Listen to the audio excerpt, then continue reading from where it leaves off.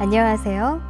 장애인 부모의 행복한 임신 출산 진행을 맡게 된 장애인 방송인 윤선아입니다. 예전에 힐러리 클린턴이 연설 중에 한 유명한 말이 있습니다. 한 아이가 제대로 자라려면 온 마을이 필요하다. 이는 임신부터 출산, 그리고 양육의 전 과정에 있어서 부부 단 둘만이 아닌 수많은 사람들의 적극적인 도움이 필요하다는 뜻입니다. 직후엔 산후조리원 혹은 산후도우미를 찾고 양육을 할 땐 어린이집, 유치원, 학교 등 이런 다양한 시설과 사람들의 도움이 필요하게 됩니다. 이는 장애를 가진 부모도 마찬가지죠. 하지만 사람들은 색안경을 끼고 그들을 바라봅니다. 불편한 몸으로 어떻게 아이를 키우겠다고. 실제로는 어떨까요? 양육을 하고 있는 우리나라 장애 여성인들에게 조사한 결과 엄마의 장애가 자녀의 성장이나 발달에 전혀 지장을 주지 않거나 지장이 별로 없다고 대답한 사람은 무려 절반에 가까운 수치였습니다. 장애인 부모가 자녀를 양육하며 겪는 어려움은 비장애인 부모들이 겪는 어려움과 비슷한 양육비 및 교육비의 경제력, 이런 부담, 보육 인력 또는 시설의 부족과 같은 일반적인 문제들이었죠. 여기에 추가로 주변의 편견과 시선, 이런 것들이 오히려 양육에 힘들다고 대답한 장애 여성인이 10.8%나 되었습니다. 사랑하는 사람을 만나 가정을 꾸리고 서로를 닮은 예쁜 아이를 갖고 싶다는 이 당연한 마음이 주변의 수많은 편견과 시선을 이겨내야 한다는 현실. 이것은 장애의 유무와 상관없이 우리 사회 구성원 모두가 함께 고민해야 하는 문제인 것 같습니다. 그렇다면 과연 좋은 부모는 어떤 모습일까요? 물질적으로, 정서적으로 또는 그 이외의 모든 부분에서 풍요롭게 해줄 수만 있다면 정말 좋겠죠. 하지만 완벽한 사람은 없듯이 완벽한 부모란 존재하지 않습니다. 그저 좀 더 나은 부모가 되고자 끊임없이 공부하고 노력할 뿐이죠. 오늘은 장애인 여성들의 임신과 출산에 대해 함께 공부하고 좋은 예비 부모로서의 첫 발을 함께 내딛어 보도록 하겠습니다.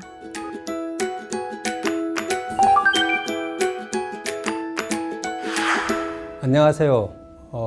임신은 여성의 몸에 많은 변화를 가져오게 되는데요. 올경이 빠지는 것은 임신을 알리는 대표적인 신호입니다. 그 외에도 임신을 알리는 징후는 여러 가지로 몸에 나타나는데요. 아무래도 장애가 있는 임신부는 비장애인 임신부보다 임신 과정 중 신체 변화를 좀 더 힘들게 겪을 수 있습니다. 장애 때문에 느끼는 불편에 급격하게 일어나는 몸과 마음의 변화까지 더해져 더더욱 적응하기 어렵기 때문입니다. 그럼 임신 중 시기별 흔히 겪는 불편 사항과 필요한 산정 검사의 종류를 알아보도록 하겠습니다.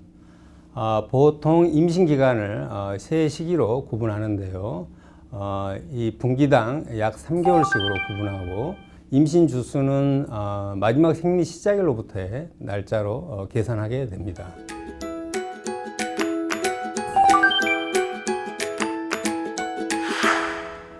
먼저 1분기는 임신 1주에서 14주까지로 태아의 각 기관들이 형성되는 매우 민감한 시기입니다. 임신 5일주부터는 초음파 검사를 통해 태아의 심장 소리를 들을 수 있고요.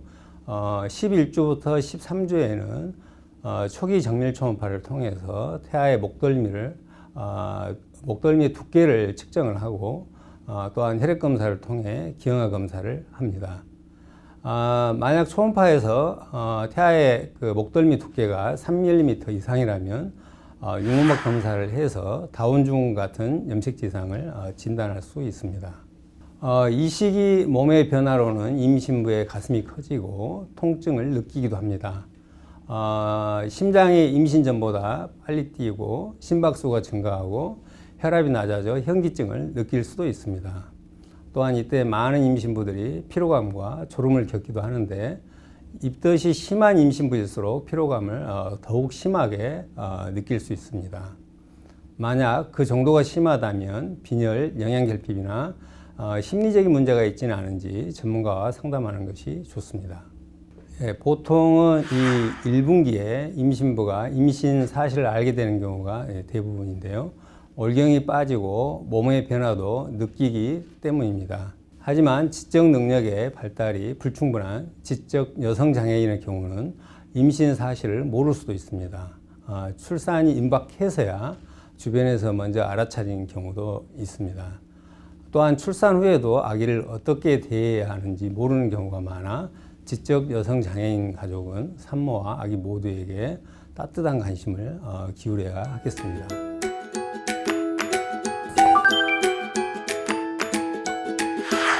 이 분기는 임신 15주부터 28주까지로 태아가 사람 형태를 갖춘 후 몸이 크게 자라고 기능적으로 성장하는 시기입니다. 이때에는 임신부의 배가 눈에 띄게 나오면서 비로소 임신한 것처럼 보입니다. 이 시기에는 병원을 방문할 때마다 초음파 검사를 통해 태아의 위치, 체중, 양수량, 태반의 위치 등을 파악하며 20주에서 22주 사이에는 중기 정밀 초음파를 통해 태아의 기억 여부를 파악할 수 있습니다. 여기에서 이상을 발견하면 양수 검사를 통해 보다 정밀한 기형아 검사를 할 수 있고요. 또한 임신 15주에서 20주에 혈액 검사를 통해 태아의 신경관 결손 여부나 다운 증후군, 에드워드 증후군 등을 진단할 수 있으며 중증 근무력증, 척수 손상, 전신 홍반 누푸스가 있거나 만성 질환이 있는 산모의 경우 일반 산모에 비해 조사한 위험이 높으므로 태아의 안전 검사를 시행할 수 있습니다. 전신 홍반 누푸스 등 자가 면역 질환을 앓는 산모의 경우 단백뇨 여부와 신장 기능 평가를 위해 소변 및 혈액 검사를 실시하기도 합니다.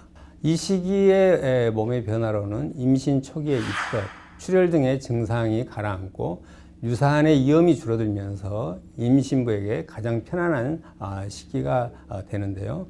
하지만 많은 임신부들이 임신 호르몬 때문에 경미한 호흡곤란을 겪는 분들도 있지만 아기는 태반을 통해 필요한 양의 산소를 충분히 공급받기 때문에 아기에게는 지장을 주지 않습니다.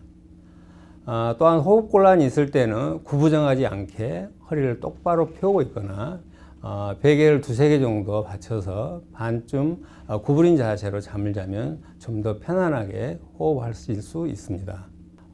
또한 대소변 감각이 없는 척수 손상 여성 장애인의 경우 평소 대소변 처리를 할 때 아랫배를 눌러 해결하는 분들도 많이 계시는데요.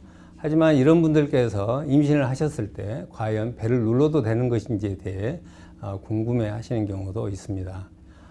이럴 때에는 아기집을 살짝 위로 올리고 아랫배를 눌러서 대소변을 처리하게 되면 아기에게 부정적인 영향을 미치지 않으니까요. 걱정하지 않으셔도 좋겠습니다.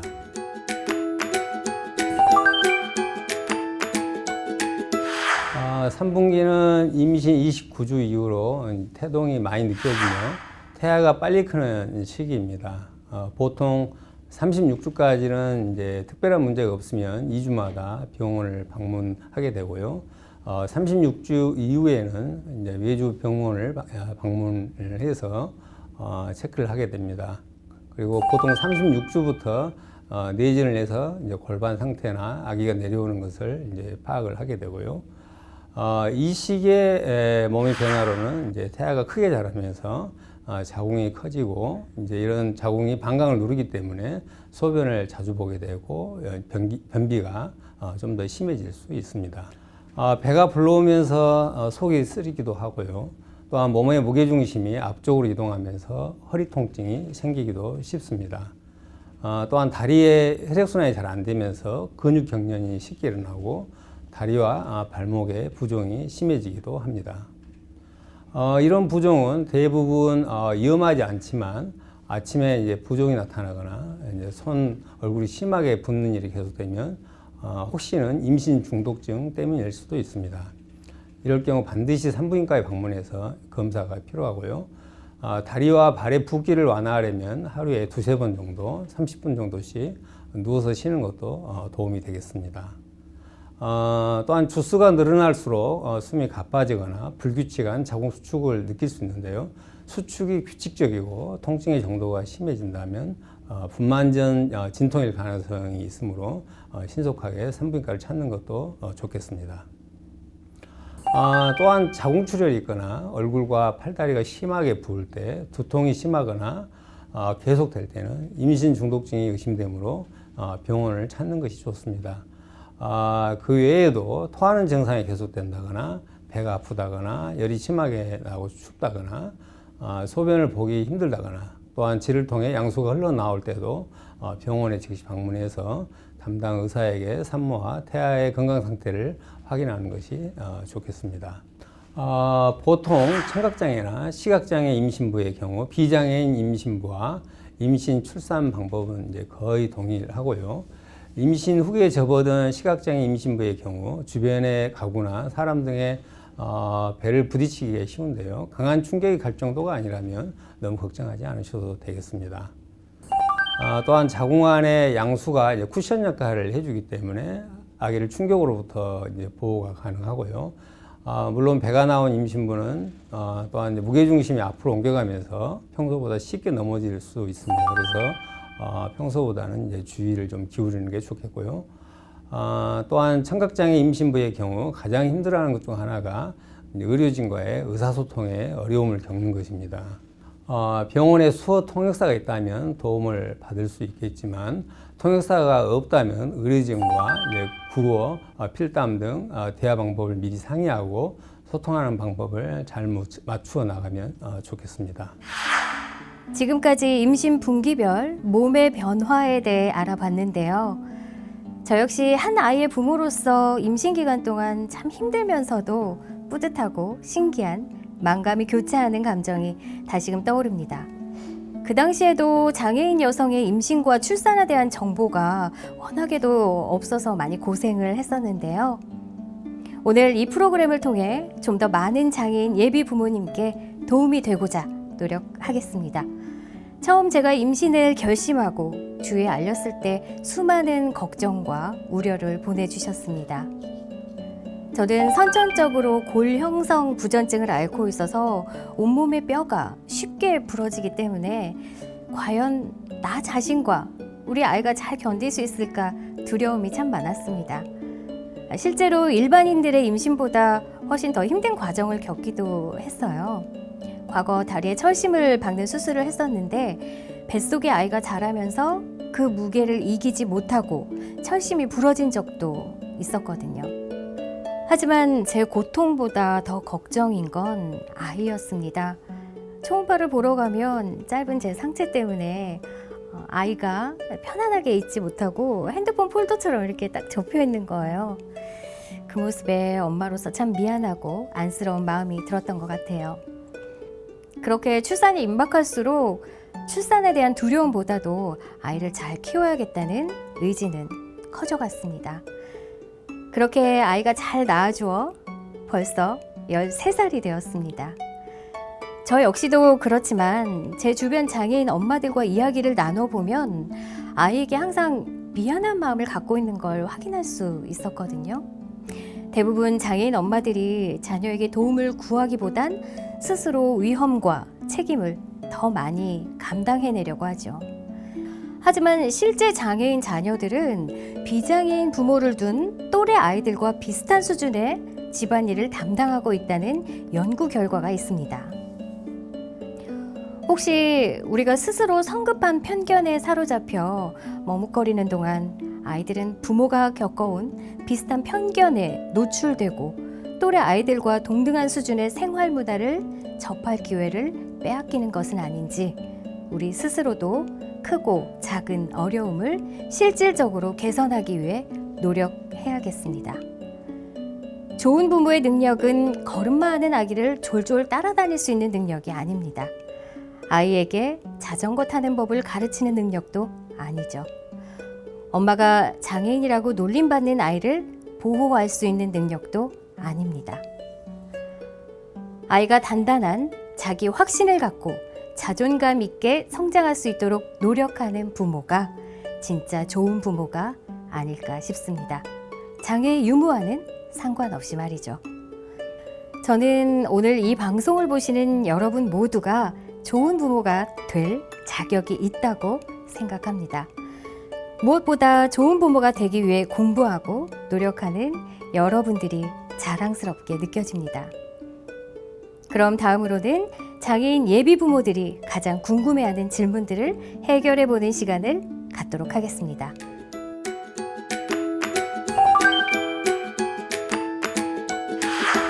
임신이 되었을 때부터 출산에 이르기까지 산모와 태아의 건강이 언제나 최우선 순위에 있어야 함은 당연하고요. 사실 대부분의 장애인 산모분들의 임신, 출산 과정을 지켜보면 비장애인 산모들과 크게 다르지 않습니다. 다만 몇몇 장애 유형에 있어서는 장애에 의한 합병증을 주의하여 관리하는 게 좋은데요.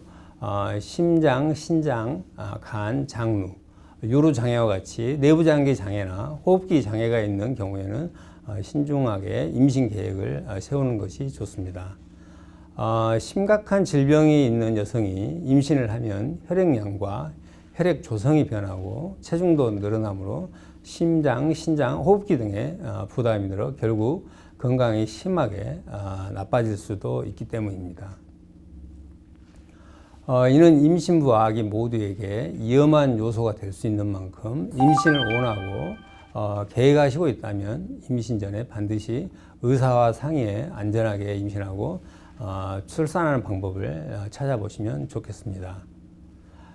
그리고 장애인 예비 부모들께서 가장 물어보시는 질문 중 하나는 자신이 가지고 있는 장애가 혹시 유전이 될지에 대한 것이었는데요. 장애의 빈도는 이제 아시는 것처럼 후천성이 약 75%, 선천성이 약 25%로 대부분이 후천적 안전사고에 의해서 발생하고요. 선천성인 경우에도 대부분이 단일 유전자에 문제가 있는 경우보다는 복합적인 원인에 의해서 발생하기 때문에 장애가 유전될 가능성은 매우 희박합니다. 유전질환에 의해서 발생한 장애의 경우는 유전될 수 있지만 유전 형태에 따라서 확률은 이제 많이 다르고요. 예를 들면 뼈나 근육, 심혈관 이상을 유발하는 상염색체 우성인 말판 증후군에서는 자녀의 50%에서 유전될 수 있고요. 하지만 상염색체 열성의 경우는 두 개의 유전자 모두 이상이 있어야 합니다. 달리 이야기하면 배우자도 유전자 이상을 가져야 자녀에게 장애가 발생하기 때문에 유전 확률은 훨씬 낮습니다. 만약 임신을 원하는 장애인분이 어떤 유전 질환으로 진단된 경우에는 임신 전 전문의와 유전 상담을 통해서 건강한 아이를 출산할 수 있습니다. 유전 질환 중 상염색체 우성으로 유전되는 질환들이 유전 확률이 높은 질환인데요. 하지만 상염색체 우성의 유전 질환이 다양한 장애 유형을 나타내기 때문에 특별히 특정 장애 유형이 높은 유전 확률을 보이지는 않는 것 같습니다. 예를 들면 말판 증후군은 골격계뿐만 아니라 심장장애, 그리고 다낭성 증후군은 신장장애, 신경섬유종증 제1형은 중추신경뿐만 아니라 피부 이상을 유발합니다. 이러한 유전질환이 있는 부부가 아이를 갖는 것은 혹시나 본인이 가지고 있는 유전질환이 아기에게 유전될까 걱정이 많은데요. 이런 부부에게 정상적인 유전자를 가진 아이를 가지려면 착상전 유전자 진단을 통해 가능한데요. 이 착상전 유전자 진단은 시험관 아기 시술을 통해서 수정된 수정체에서 유전자 진단을 통하여 건강한 수정체를 자궁에 넣어주는 방법으로 안전하고 임신 결과도 좋아 필요시 이 방법을 적용하여 건강한 이세를 기대해 볼 수 있을 것 같습니다.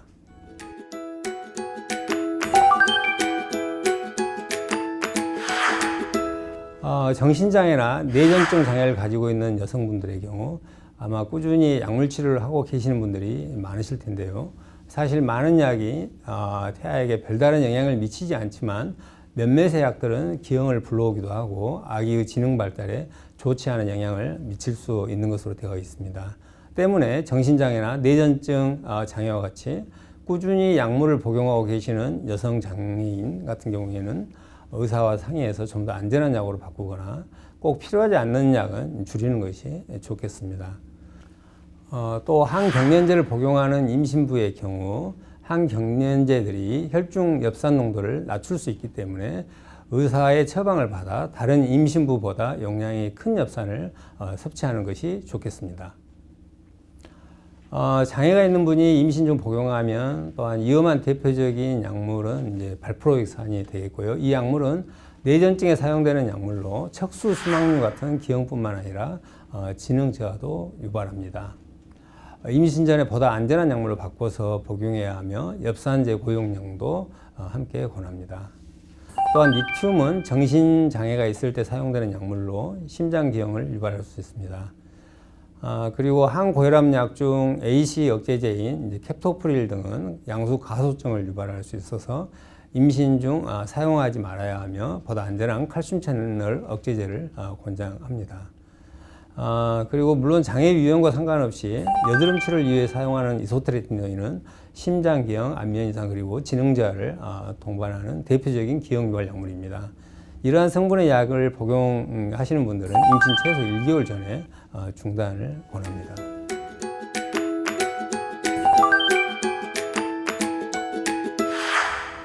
장애가 있으신 산모들 같은 경우 이제 분만에 대한 부담을 갖고 계시는 경우가 이제 많이 있죠. 하지만 원칙적으로는 어떤 장애라도 의학적으로 재앙절개의 적응증이 아니라면 자연분만이 가능하고요. 다만 지체장애 중 척추 손상이 있는 경우 원칙적으로는 자연분만이 가능하지만 자연분만 과정 중 진통을 느끼지 못하거나 자율신경 반사부전으로 고혈압이나 경련 등이 일어날 수 있어서 주의가 필요합니다. 무통분만 또는 재앙절개 수술을 할 때는 흔히 척추마취를 합니다. 척추마취를 하면 전신마취와 달리 산모가 깨어있는 채로 의료진과 의사소통을 하면서 분만이나 수술을 진행할 수 있습니다. 하지만 혈액응고장애, 뇌압증과 혈소판 감소증, 척추수술, 척추신경 손상 등과 같은 유형의 산모분들의 경우 하반신 마취가 어려울 수 있으니 전문의와의 충분한 소통을 통해 적절한 마취법을 선택하는 것이 좋겠습니다. 척추 마취는 척추뼈 사이의 긴 바늘을 이용해 척추와 척추신경 사이의 공간에 마취약을 주사해서 통증을 느끼지 못하도록 하는 것인데요. 이때 척추 마취를 하기 위해서는 다음 두 가지 요건이 필요한데요. 첫 번째는 척추뼈 사이 공간이 바늘이 들어갈 수 있을 만큼 넓어야 하고요. 하지만 내성마비나 애소증 등으로 척추의 크기와 배열이 많이 변형되었다면 척추 마취가 어렵거나 불가능할 수도 있습니다. 두 번째는 옆으로 누워 새우등 자세를 취할 수 있어야 하는데요. 척추뼈 사이를 최대한 넓게 벌려 마취 주사 바늘이 지나갈 자리를 확보하기 위해서입니다. 척수 손상 경력이 있는 산모가 이러한 자세를 취하기 어렵다면 척추 마취가 어렵거나 불가능할 수 있습니다. 또한 이에 다른 이유로 척추 마취를 할 수 없는 경우 담당 의사는 계획을 바꾸어 전신 마취를 고려할 수도 있습니다. 또한 하지마비가 있는 산모들의 경우 자연분만을 하지 못할 것이라고 생각하시는 분들도 많이 계시는데요.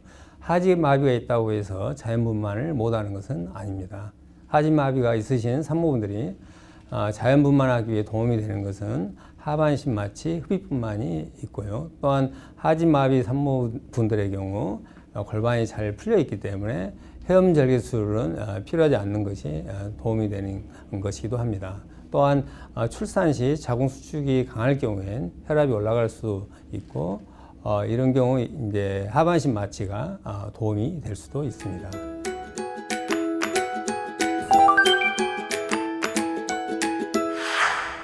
임신이 신장 질환에 미치는 영향은 고혈압, 단백뇨, 그리고 신장 기능의 감소를 유발하게 되는데요. 결과적으로 만성 신부전이 더욱 악화될 수 있습니다. 또한 이런 경우 임신 중독증, 조산, 그리고 저체중아를 출산할 가능성이 높아지고요. 이러한 만성 신부전 외에도 심장 질환들의 경우에도 임신에 의해 모체의 질환이 악화될 수 있고 임신 결과에 부정적 영향을 미칠 수 있기 때문에 임신 전에 전문의와 상담이 필요하겠습니다.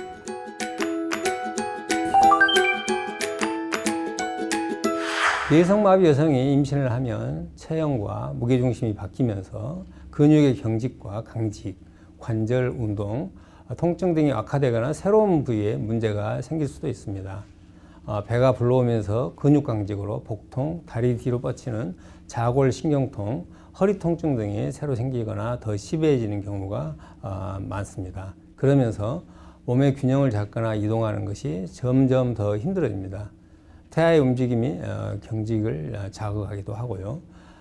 뇌성마비 여성은 척수손상 여성에 비해 배뇨장애가 나타날 가능성이 상대적으로 적지만 계속해서 방광경련 억제제를 사용해야 하는 경우도 있습니다. 이와 함께 방광염, 신우신염 등의 여러 개 감염이 자주 나타나서 적절한 항생제 치료가 필요할 수도 있습니다. 임신 중 신체 변화에 잘 적응하기 위해서는 의사와 상의해 물리치료, 운동치료 등을 적절히 활용하면 좋겠습니다.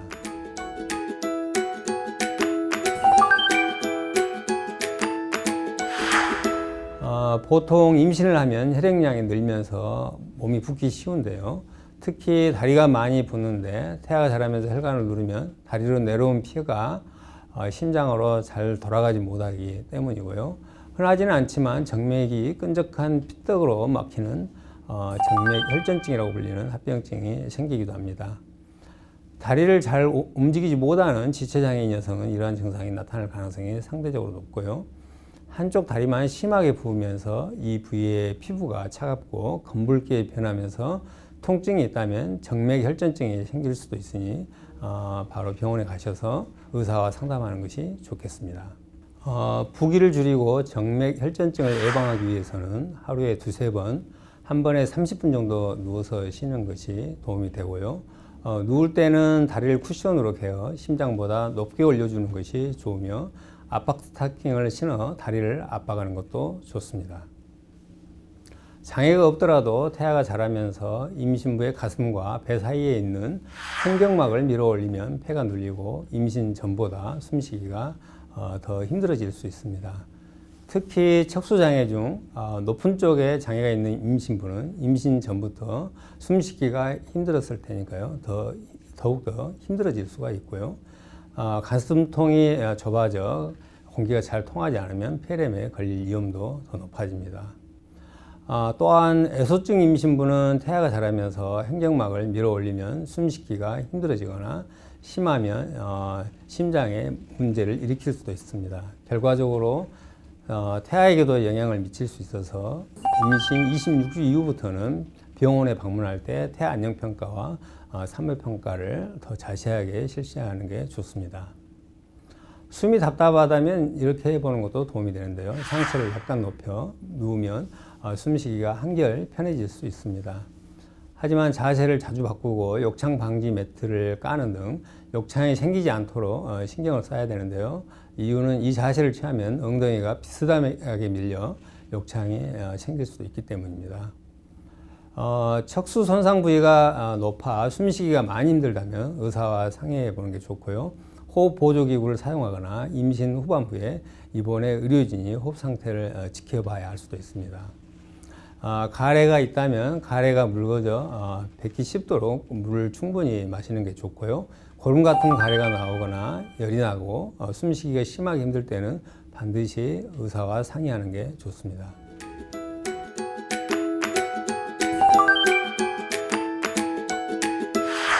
의료진에게 척수 중 어느 부위가 손상되었는지 알리는 것이 무엇보다 중요한데요. 산부인과 의사에게 도움이 되는 정보는 척수 손상의 정확한 위치와 마비의 정도, 감각을 느끼는 정도와 자율신경 반사부전의 경험 유무가 되겠습니다. 특히 흉추 6번 이상의 부위에 장애가 있는 임신부의 경우 자율신경이 지나치게 활발해지는 반사부전이 나타날 가능성이 있어 흉추 6번 이하 척수장애 임신부보다 제왕절개술을 할 가능성이 훨씬 높아집니다. 반사부전이 나타날 경우 산모가 심한 두통과 경련, 뇌졸중, 그리고 뇌출혈 등 심각한 응급 상황에 처할 수도 있습니다.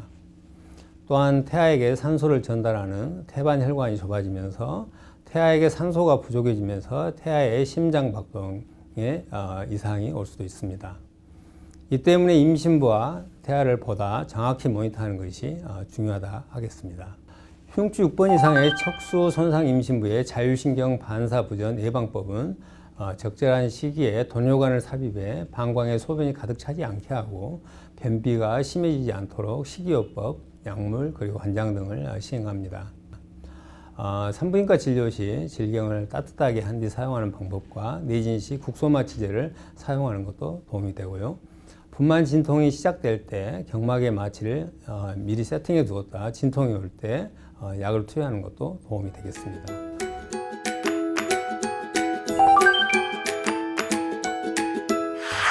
엄마에게 애소증이 있으면 조산의 위험이 높아진다고 알려져 있는데요. 산모 배에 비해 아기가 크면 자궁 근육이 지나치게 당겨지고 이것이 자극이 되어 만삭이 되기 전에 진통이 시작되는 것이라고 그 이유를 추정합니다. 그러므로 조산을 예방하기 위해서는 자궁 수축이 느껴질 때 충분히 안정을 취해야 합니다. 특히 임신 중기 이후에는 정기적으로 산전진찰을 받고 만삭이 되기 전에 규칙적인 자궁 수축을 느낀다면 반드시 의사와 상의를 해야 합니다. 엄마의 체중이 지나치게 늘면 애소증 임신부에게 좋지 않은 영향을 미칩니다. 임신 중 체중 증가량은 보통 11에서 15kg 정도입니다. 임신에 따른 체중 증가는 피할 수 없는 일이지만 애소증 임신부와 같이 엄마의 체격이 작을수록 부담이 커집니다. 배가 상대적으로 많이 불러오고 무게중심이 더 많이 이동할수록 척추에 부담이 커지고 쉽게 넘어질 수 있기 때문입니다. 특히 골 형성 부전증 등으로 골절 위험이 높은 애소증 임신부는 넘어지면 뼈가 부러질 수 있으므로 더욱 각별한 주의가 필요합니다. 애소증 임신부의 골반이 너무 작은 경우 제왕절개 수술을 할 가능성이 높아지는데요. 일반적으로 태아 크기, 위치, 태반의 위치에 따라 제왕절개를 결정하게 되는데요. 이 중 애소증 임신부는 아기가 골반에 비해 크거나 골반이 변형되어 아기가 산도를 통과하기 힘들다고 생각될 때 제왕절개 수술을 고려할 수 있습니다. 사실 비장애인 임신부와 장애인 임신부의 출산 방법은 많이 다르지 않는데요. 개인의 증상과 몸 상태에 따라 맞는 출산 방법을 선택하게 됩니다. 지나친 걱정과 스트레스를 받기보다는 의료진과 충분히 대화를 나누어 미리 준비하여 좀 더 편안한 몸과 마음으로 임신과 출산 과정을 밟아 나가셨으면 좋겠습니다. 지금까지 장애 유형별 임신, 출산, 관리 방법에 대해 알아보았는데요. 무엇보다 중요한 것은 의료진과의 충분한 소통과 이해라는 말씀 잘 들었습니다. 앞으로 우리는 장애인이 좋은 엄마 아빠가 될 수 있나요? 라고 묻는 대신 좋은 엄마 아빠가 되고자 하는 장애인 부모를 위해 어떤 변화가 필요한가를 물으려고 합니다. 장애가 있든 없든 아이를 갖거나 갖지 않기로 하는 것은 인생에서 가장 중요하고 신중한 결정 중에 하나입니다. 우리는 여러분의 모든 상황과 결정을 존중하며 응원하겠습니다. 감사합니다.